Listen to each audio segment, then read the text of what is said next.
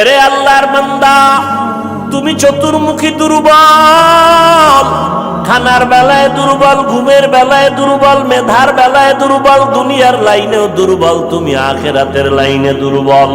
এখন যদি তুমি জান্নাতের পথে চলতে চাও, একা একা চলা যাবে না, তোমার সাহায্য নিতেই হবে। সাহায্য ছাড়া চলার কোনো রাস্তা নাই। তুমি কোরআন পড়তে জানো না, নবীর সুন্নাত কোনটা বুঝো না। এখন যারা সুন্নাত জানে, কোরআন জানে, তাদের কাছে যেতেই হবে। ওলামায়ে আহলে হকের পরামর্শ ছাড়া চলার উপায় নাই। সাহায্য ছাড়া চলা যাবে না। সাহায্য তুমি কার থেকে নিবারে বাবা? এমন একজন থেকে সাহায্য নাও যার মধ্যে কোনো অভাব নাই, যার পেছনে কোনো স্বার্থ নাই। দুনিয়াতে নজর করে দেখলাম স্বার্থ ছাড়া কোনো মানুষ দুনিয়াতে নাই। আছে? অভাব ছাড়া কোনো মানুষ নাই। বরং টাকা যার যত বেশি, তার অভাব তত বড়। যারা যত বড় লোক, তারা অভাব তত বড়। অভাব গরিবের 100 টাকায় সমাধান হয়, বড় লোকের 1,00,000 টাকায় অভাব সমাধান হয় না। এই স্বার্থ ছাড়া, অভাব ছাড়া একজন পাইবা, তিনি আর কেউ নয়, আমার আল্লাহ। ইয়া আইয়ুহান নাস আনতুমুল ফুকারাউ ইলাল্লাহ ওয়াল্লাহু হুয়াল গনিয়্যুল হামিদ।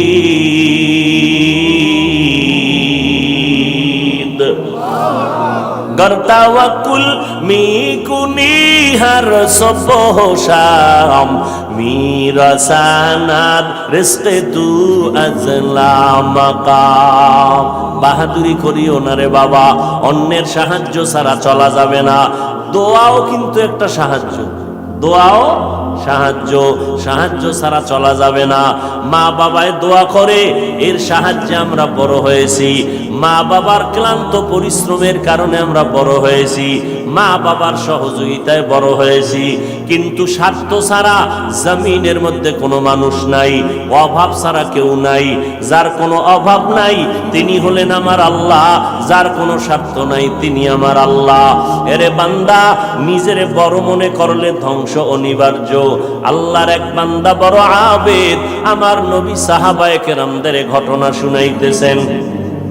বড় আবেদ, বনি ইসরাইলের ভেতরে নাম বড়, নাম ডাক বেশি, এত ইবাদত করতেছে। একদিন সিদ্ধান্ত নিয়ে নিল, ঘরের মধ্যে থাইকা ইবাদত একুরেট হয় না, মানুষের সাথে চলাফেরা, মানসিকতা নষ্ট হয়ে যায়। সিদ্ধান্ত নিয়া পাহাড়ের কিনারায় চলে গেল। পাহাড়ের উপরে উঠা ছোট্ট একটা রুম বানাইয়া ওইখানে আল্লাহর বান্দা ইবাদত করে। পাহাড়ের চূড়ায় সাধারণ মানুষ সেখানে যায় না, মন মানসিকতা নষ্ট হয় না। আল্লাহর বান্দা পাহাড়ের চূড়ায় গিয়া ইবাদত করে। ঘরের ভেতরে মা বড় একা, আম্মা জান ঘরের মধ্যে বসে মোটামুটি জীবন যাপন করে। সন্তান আসে না, ইবাদতের মজা পাইয়া পাহাড়ের চূড়ায় উঠে ওখানে ইবাদত করে। একদিন মা মনে মনে ভাবলেন, আমার সন্তান আমার কাছে না আসলে তো আমি ও থাকতে পারে, আমি মা তো থাকতে পারি না। কারণ আমি মা, সন্তানের আমি গর্ভ ধারণ করে কত কষ্ট করেছি। মা সিদ্ধান্ত নিল, আমি হেঁটে হেঁটে পাহাড়ের কিনারায় যাইয়া আমার বাবার চেহারাটা একটু দেখা কলবেরে সান্ত্বনা দিব। আম্মা জান ঘুমের থেকে উঠা সকালবেলা সূর্যের গরম যখন শুরু, হেঁটে হেঁটে পাহাড়ের কিনারায় চলে গেলেন। আল্লাহর বান্দা আবেদ পাহাড়ের চূড়ায় ইবাদত খানায় নামাজ পড়ে আর আল্লাহরে সেজদা দেয়। আম্মা জান পাহাড়ের কিনারায় যাইয়া সূর্যের আলোতে উপরে তাকাইতে কষ্ট হয়, হাতটাকে কপালের সামনে নিয়ে ছায়া দিয়া উপরে হালকাভাবে তাকাইয়া এরপরে ডাক দিলেন, এই সন্তান, আমি তোর মা পাহাড়ের কিনারায় আসছি, একটু দেখা দাও। আমি মা তোমার চেহারাটা দেখার জন্য পাগলের মতো হয়ে গেলাম। আল্লাহর বান্দা পাহাড়ের উপর থেকে মায়ের কণ্ঠের আওয়াজটা শুনছে। এমন সময় ডাক দিছে মা, যেই সময় আল্লাহর বান্দা নামাজে দাঁড়ানো। চিন্তায় পড়ে গেল, এখন কি মায়ের ডাকে সাড়া দিব নাকি আমার মাওলার সাথে আমি কথা বলবো। সিদ্ধান্ত নিয়েই বান্দা মায়ের ডাকে আর সাড়া দেয় নাই। নামাজে দাঁড়ায় গেল, নামাজের ভিতরে মশগুল হয়ে গেল। আম্মা জান দীর্ঘ টাইম কষ্ট করে দাঁড়াইয়া সন্তান যখন সাড়া দেয় না, মা হালকা একটু কষ্ট নিয়ে বাড়ির মধ্যে রওয়ানা। বাড়িতে চলে আসলেন। ঠিক আছে বাবা, তুই ইবাদত করো, ওখানে থাক, আমার ডাকে সাড়া দিলি না, দুঃখ নিয়ে চলে গেলাম। মা বাসায় চলে গেল, কিন্তু মায়ের চোখে ঘুম হয় না। সন্তানের প্রতি যে মায়ের এত মায়া, ওই মায়ের সন্তান মায়ের মায়া কখনো বুঝবে না। যদি সন্তানগুলো মায়ের কষ্ট বুঝতো, জীবনে কোনো সন্তান মায়ের কষ্ট দিতে পারত না, মায়ের চোখের পানি ফালতে পারত না। মা রাতের বেলা ঘুমাইতে পারে না, কষ্ট বুকের চাপা দিয়া। আবার পরের দিন মা বলে, না আজকে আবার একটু যায় বাবারে ডাক দেই, দেখিনি একটু চেহারাটা দেখতে পারি, কলিজাটা ঠান্ডা করতে পারি। আবার আম্মা যান দ্বিতীয় দিন চলে গেলেন সূর্যের গরমে, পাহাড়ের কিনারায় যাইয়া হাতটারে কপালের কাছে নিয়ে আবার ডাক দিছে, ও সন্তান তোমার মা ডাকতেছে, আসো একটু পাহাড় থেকে আইসা মায়ের কাছে দেখা দিয়া যাও, কলিজা ঠান্ডা করো। সন্তান এখনো নামাজে দাঁড়ানো, এবারও চিন্তা করলো, আমি মায়ের ডাকে সাড়া দিব নাকি আমি নামাজের মধ্যেই থাকবো। সিদ্ধান্ত আগের মতোই অটল, নামাজ আমি ছাড়ব না, মায়ের ডাকে কোনো সাড়াও দিব না। মা দ্বিতীয় দিনের মতো কষ্ট পাইয়া বিদায় নিয়ে বাসায় চলে গেলে, কিন্তু মা মনেরে বুঝাইতে পারে না সন্তানের কষ্ট কখন মন থেকে যায় না। এরে আল্লাহর বান্দা, স্বামী আর স্ত্রী এক জায়গায় ঘুমায়, হঠাৎ একদিন তাকায়া দেখে স্ত্রী বালিশে মাথা লাগাইয়া গুনগুন গুনগুন করে কান্না করে। আব্বা জান জিজ্ঞাসা করে, বিবি কাঁদো কেন? কয় তোমার ঘুম তুমি ঘুমাও, আমি মনের দুঃখে কাঁদি। বলে কি দুঃখ? তোমার জানার দরকার নাই। মা চায় বাবায় জানো, না জানে তো বাবাও দুঃখ পাবে। স্বামী বেচারা কয়, না বলো তুমি কেন কাঁদো? আমার মনে বড় কষ্ট লাগতেছে, কেন কাঁদো বলো। মা চোখের পানি ছেড়ে কয়, স্বামী আমার সন্তানের জন্য আমি জীবনটা বিলায় দিলাম, আজকে 7টা দিন হয়ে গেছে সন্তান আমারে মা বলিয়া ডাক দেয় না, আমি পাগলের মতো হয়ে গেছি। বলে কেন ডাকে না? বলে সন্তান একটা অন্যায় করতেছিল, আমি একটু ধমক দিছি, সন্তান রাগ করে আর আমার সাথে কথা বলে না। ঘরে আইসা প্লেটটা নিয়ে খানা খাইয়া পেছনের দরজা দিয়ে চলে যায়, আমার দিকে তাকায় না। এবার বাবায় বলে, বিবি তুমি আরামে ঘুমাও, সন্তানের চিন্তায় ঘুম নষ্ট করিও না, আজকে না কালকে সন্তান বুঝতে পারলে তোমার কাছে আইসা মাপ চাবে। মা ডাক দিয়ে কয়, স্বামী আমার তুমি আমারে যত বুঝাও, আমি যতবার খানার প্লেট নেই আমি খানা মুখে দিতে পারি না, তোমারে বুঝাইতে পারি না আমার খানার থেকে ঘুমের থেকে সন্তানের মা ডাকে এত মজা। সন্তান যখন আম্মু বলিয়া ডাক দেয়, কলিজা ঠান্ডা হয়ে যায়। ও সন্তানেরা, ওই মা বাবা যারা কবরে রাইখা আজকে বাহাদুরি করো রে বাবা, ওই আল্লাহর বান্দি দ্বিতীয় দিনও কষ্ট পাইয়া বিদায়, কিন্তু রাতের ঘুম নাই, মনের মধ্যে বড় কষ্ট। নবীজি সাহাবায়ে কেরামদের সামনে ঘটনা বলেন আর কাঁদতেছেন, সাহাবায়ে কেরামরাও কান্নার আওয়াজ। মায়ার নবী বলেন, ও সাহাবায়ে কেরাম, ওই মা তৃতীয় দিন আবার চলে গেল পাহাড়ের কিনারায়, যাইয়া ডাক দিছে, বাবা একবার না দুইবার না, তৃতীয়বারের মতো আমি তোমার দরজায় এসে গেলাম, একটু পাহাড় থেকে নাইমা সারা দাও। আজও সন্তান নামাজে দাঁড়ানো, আল্লাহর মহব্বতে আর মায়ের ডাকে সারা দেয় না। 2 দিন মা কষ্ট পাইয়া কিছু বলে নাই, চলে গেছে। আজকে কষ্ট পাইয়া আর নিজের কন্ট্রোল করতে পারে না, আসমানের দিকে তাকাইয়া একটা কথা বলিয়াই ফেলছে। আসমানের দিকে তাকাইয়া বলে, ও আসমানের মালিক, এমন সন্তান দিয়ে কি হবে আমার, যেই সন্তান আমার 3 দিনের কষ্ট বুঝলো না রে আল্লাহ, আমার মনটারে মানাইতে পারি না, ওর তো একদিন মরণ হবে।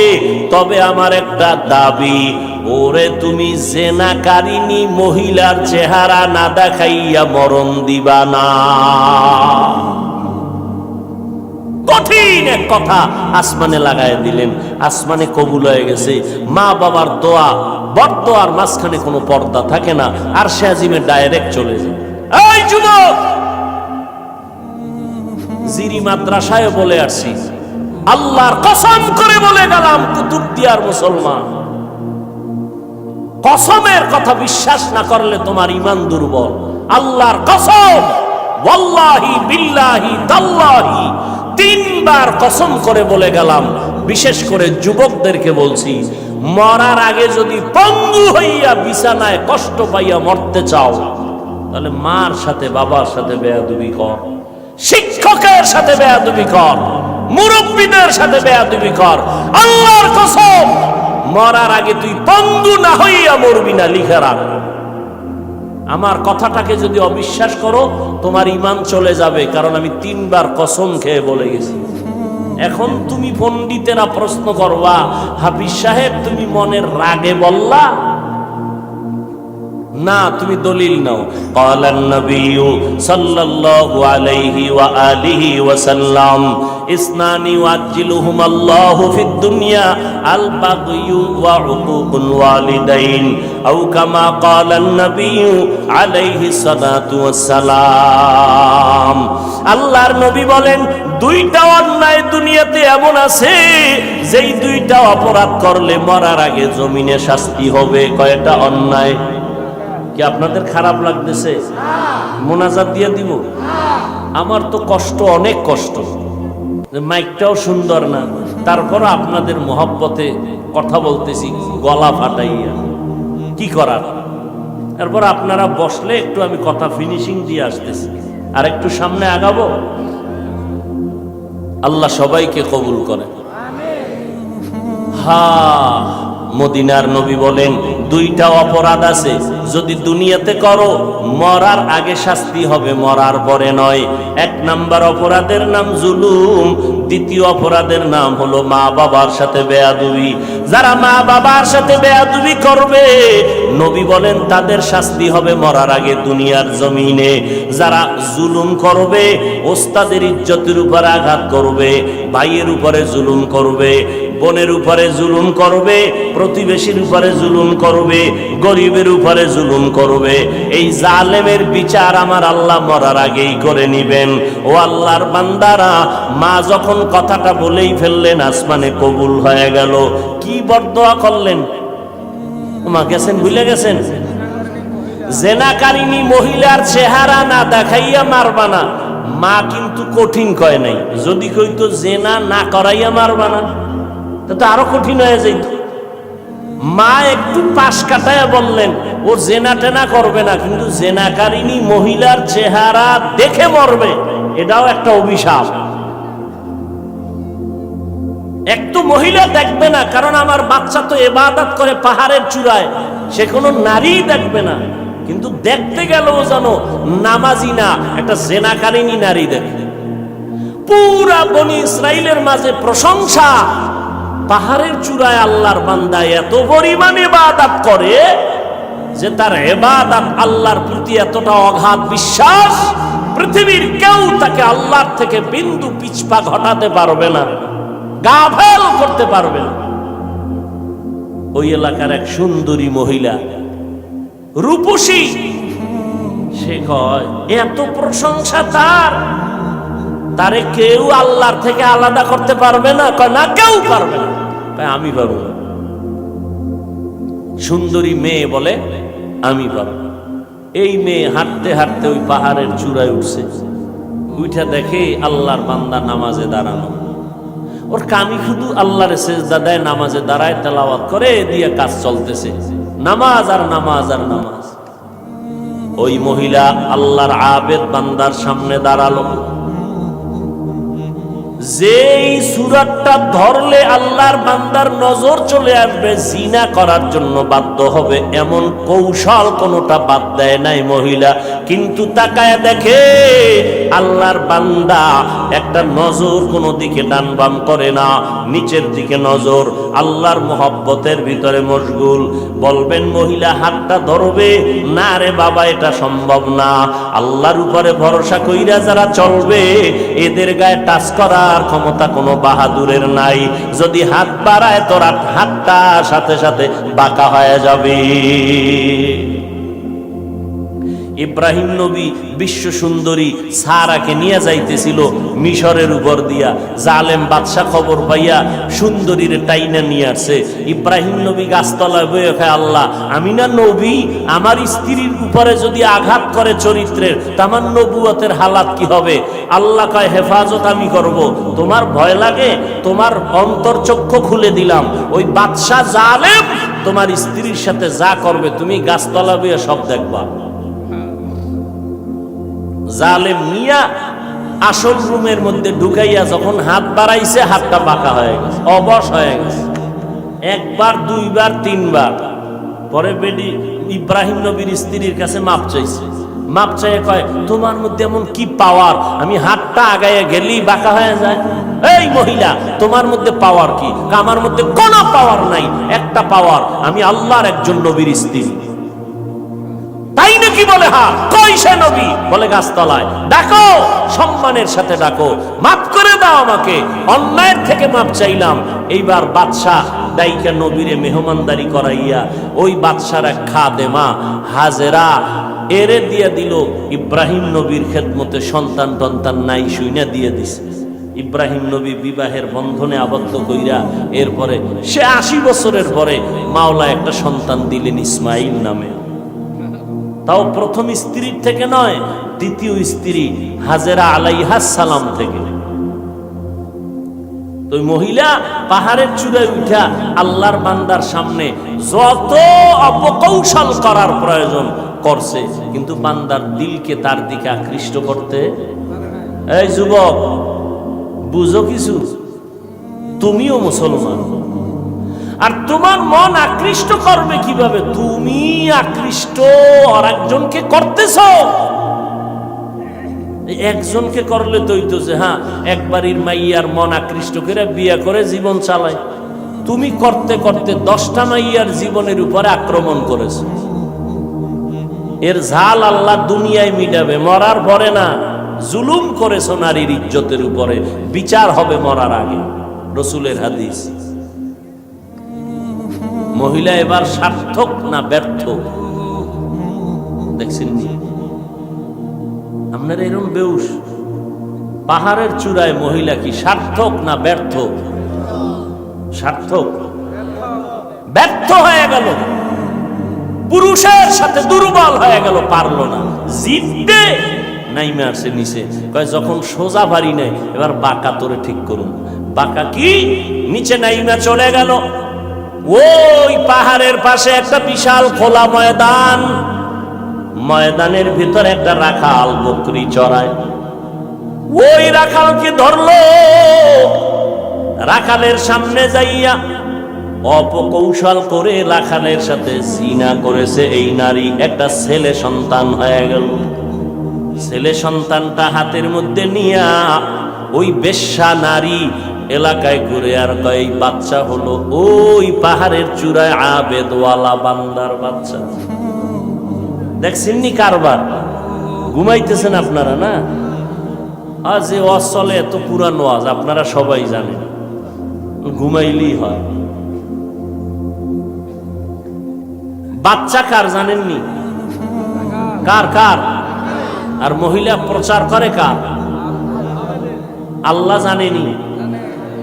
মায়ের বরদোয়া একদিক, ওদিকে ও আল্লাহর কাছে কাঁদতেছে। দুই দ্বিমুখী সংঘর্ষ চলতেছে। একদিকে মা কইছে যে না কারিনী মহিলার চেহারা দেখাও, ওদিকেও আল্লাহরে ডাকতেছে যেন ইজ্জত নষ্ট না হয়। মহিলা যখন এই বাচ্চা নিয়ে মানুষের কাছে কান্দে আর কয় বাচ্চা ওই তোমগো আবেদের, তোমরা যার এত গুণগান গাইছো ওই বাচ্চা, জিনার বাচ্চা, অবৈধ বাচ্চা।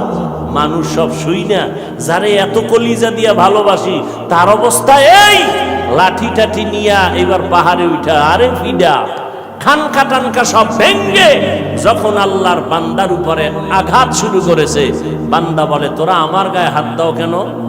বলে এই খবর, তাই নাকি? বলে হ্যাঁ, আল্লাহর জাতের কসম আমার দ্বারা এমন কোন অপরাধ হয় নাই। কে বলেছে? আমগো এলাকার সেই রূপসী নারী, তাকে ডাকো। এবার জেনাকারিনী মহিলাকে ডাকা হলো। জেনাকারিনী মহিলাকে ডাকার পর আল্লাহর বান্দা আবেদের সামনে জেনাকারিনী মহিলা দাঁড়ানো। মা কইছে আল্লাহ আমার সন্তানের জেনাকারিনীর চেহারা না দেখাইয়া মরণ দিও না। এই ঘটনা শুনে জেনাকারিনী মহিলা বাচ্চা নিয়ে হাজির। আল্লাহর বান্দা সিজদায় পড়ে কান্না করে কয় আল্লাহ তুমি আমারে মাফ করিয়া দাও, উম্মতের সামনে তুমি সত্যটারে জাহের করে দাও, সত্যটারে তুমি প্রকাশ করে দাও, ইজ্জতের হেফাজত করো। নামাজ পড়ে কান্নাকাটি করে দোয়া করে এইবার মহিলার সামনে দাঁড়াইল। মায়ের বরদোয়াটা এইবার কবুল হয়ে গেল। এইবার মহিলারে কয় তুই নাকি আমার বিরুদ্ধে বলেছো? কয় হ্যাঁ। কি বলছো? কয় বাচ্চা তোমার। কয় নাউযুবিল্লাহ, বাচ্চা আমার? বলে হ্যাঁ। দে বাচ্চা আমার কোলে দে। আল্লাহর বান্দা বাচ্চাটা কোলের মধ্যে নিয়া এরপর বাচ্চারে একটু হাত স্পর্শ করে এই বাচ্চা তুই বল। বাচ্চা তো দুধের মাত্র বাচ্চা, কথা বলতে পারে না, বল তোর বাপকে। মুহূর্তের মধ্যে বাচ্চার জবান খুলে গেল। বাচ্চা বলে আমার বাপ হলো রাখাল। আমার বাপকে? মায়ের কোলে দুধের বাচ্চা কথা বলেছেন যেমন মারিয়াম আলাইহিস সালামের সন্তান ঈসা আলাইহিস সালাম। মায়ের কোলে দুধের বাচ্চা ঈসা নবী কথা বলেছেন শিশু অবস্থায়। ইউসুফ নবীরে যখন জুলাইখা আটকাইয়া দিছিল, স্বামীর সামনে জুলাইখার স্বামীর সামনে ইউসুফ দাঁড়ানো। যখনই এগুলো সব স্পষ্ট হলো, ইউসুফ নবী বলল আমার কোনো দোষ নাই, জুলাইখার দোষ, সাক্ষী দাও। ইউসুফ নবীর সামনে তখন এক মহিলা দুধের বাচ্চা নিয়ে দাঁড়ানো। ইউসুফ নবী বললেন আমি সত্যবাদী না জুলাইখা সত্যবাদী? দুধের বাচ্চা সাক্ষী দিবে। বাচ্চা কয় বাচ্চা কথা বলতে পারেনি। কয় প্রশ্ন করার দায়িত্ব তোমার, জবাব দেওয়ার দায়িত্ব এই বাচ্চা। যখন জিজ্ঞাসা বাচ্চা কথা বলে দিছে, কোরআন শরীফের আয়াত। বাচ্চা ইউসুফ নবীকে নির্দোষ প্রমাণের জন্য একটা স্কেল দিয়ে দিছে। এরে কুতুবদিয়ার মুসলমান, আমার মাওলার কুদরত বড় কঠিন। মায়ের বরদোয়াটাও আল্লাহ কাজে লাগাইলেন, জেনাকারী নারীর চেহারা পর্যন্ত দেখায় দিলেন। আবার বাচ্চার মাধ্যমে আল্লাহর বান্দার ইজ্জতের হেফাজত করলেন। সত্যের উপরে যদি চলো রে বাবা, মা বাবার দোয়া নিয়ে যদি আগাইতে পারো, দুনিয়ার কোনো ভয় নাই। হালাল খাইয়া চলবা, আল্লাহ বিজয়ের মালা গলায় পরায় দিবেন। কয়দিন আর দুনিয়ায় বাহাদুরি করবারে বাবা, আল্লাহ যদি সমুদ্রে একটু হুকুম করে একটু গরম হয়ে যা, রাতের ঘুমের মধ্যে 1 মিনিট লাগবে না। কুতুবদিয়ারে ধ্বংস করার জন্য 1 মিনিটও লাগবে না। আল্লাহ কয় বান্দা আমার স্মরণ কর, আমি আল্লাহর কাছে সাহায্য চাও। সাহায্য কেমনে চাইবা? ধৈর্য আর নামাজের মাধ্যমে সাহায্য প্রার্থনা করো। আজকে আমাদের ভেতরে ধৈর্যের বড় অভাব, নামাজের বড় অভাব। ও যুবকেরা, ও পর্দার আড়ালের আম্মা জানেরা, আজকে নামাজের এত বয়ান, এক বেলার নামাজ ছেড়ে দেওয়ার কোনো সুযোগ নাই। ও যুবক, এক বেলার নামাজ ছাড়ার কোনো কায়দা নাই, অথচ তুমি নামাজ পড়ো না রে বাবা। আজকে আমি তোমাকে কিন্তু এই কথা বলি নাই আমগো মতো হুজুর হইয়া যাও, পাঁচকল্লি মাথায় দাও একবারও বলি নাই, কওমি মাদ্রাসায় পড়ো তাও বলি নাই, স্কুলের লেখাপড়া বন্ধ করো তাও বলি নাই। বরং বাবা তুমি চাকরি করো, ব্যবসা করো, স্কুল কলেজে পড়ো, কোনো বাধা নাই। ওখানে থাইকা আল্লাহর হুকুম নবীর তরিকা মতো নামাজ পড়ো। মা বাবার দোয়া নিয়ে সামনে আগাও, ওলামায়ে কেরামের পরামর্শ নিয়ে চলো, নবীর সুন্নতের মালা গলায় লাগাও। খবরদার, কপাল পোড়া যদি হইয়াই থাকো তাহলে কিন্তু তোমার কপাল দুনিয়াতেও শেষ, আখিরাতেও শেষ। কিছু কপাল পোড়া এমন আছে বুঝাইলে উল্টা আমারে বুঝানোর চেষ্টা করে। যদি কই ভাইজান টুপি কেন পরো না, ও তো বলা দরকার ভাই হুজুর টুপি মাথায় দেওয়া দরকার, নবীর সুন্নত, এটা তো কোনো পিশাবের সুন্নত না, নবীর তরিকা। হুজুর আমি পারি না, দোয়া করবেন, চেষ্টা করব। কিন্তু কিছু নেমো খারাপ বেপরোয়া আল্লাহর বান্দা, এদের জবাবটা এমন অহংকারী জবাব। কয় হুজুর টুপি মাথায় না দিলে অসুবিধা কি? টুপির মধ্যেই কি ইসলাম? দাড়ির মধ্যেই কি ইসলাম? পোশাকের মধ্যেই কি ইসলাম? এই রকম বেপরোয়া আল্লাহর বান্দা নবীর দুশমন আছে না নাই? টুপির মধ্যে ইসলাম নাই, দাড়ির মধ্যে নাই, পোশাকে নাই, পর্দায় নাই, হালালে নাই, তো ইসলাম কই? সমুদ্রের তলদেশে। বিনয়ী হয়ে যাও রে বাবা, নিজেরে ছোট বানাইয়া চলো। কোন আলেম যদি বলে বাবা নামাজ কেন পড়ো না, তোমার জবাব থাকবে হুজুর নামাজ অবশ্যই পড়া দরকার, আমি চেষ্টা করি পারি না, একটু দোয়া কইরা দেন সামনের থেকে যেন নামাজ ধইরা ফালাইতে পারি। বিনয়ের সাথে দোয়া চাওয়ার চেষ্টা করো, অপরদিকে মা বাবার দোয়া নিয়ে আগাও। ও যুবক ভাই, আমি তোমার সামনে উদাহরণ পেশ করি, সব জায়গায় বলি তোমার মতো যুবক পাঁচ বেলার নামাজ পড়ে, এই জমিনের মধ্যে স্কুল কলেজে পড়িয়াও নামাজ পড়ে আছে না নাই? ভাইরা আমার, পাঁচ বেলার নামাজ পড়ে অভাব নাই। তোমার আমার মতো যুবক সন্তান নবীর তরিকা মতো চলে, চাকরি করে, ব্যবসা করে, অভাব নাই। আল্লাহর মোহাব্বত নিয়া আল্লাহর কাছে তওবা করো, তওবার দরজা খোলা। মনে মনে বলো হে আল্লাহ আর নামাজ ছাড়বো না, বেপরদায় চলবো না, মা বাবাকে কষ্ট দিব না, ওলামায়ে কেরামের পরামর্শ নিয়ে চলবো, নবীর তরিকায় চলবো, ওলামায়ে কেরামের পরামর্শ নিয়ে চলবো, নবীর সুন্নাত মেনে চলবো। আল্লাহর কাছে যদি তওবা করার নিয়ত হয়, খাঁটি তওবা করার নিয়ত যাদের আছে, দুটো হাত আমার আল্লাহকে দেখায়া দাও।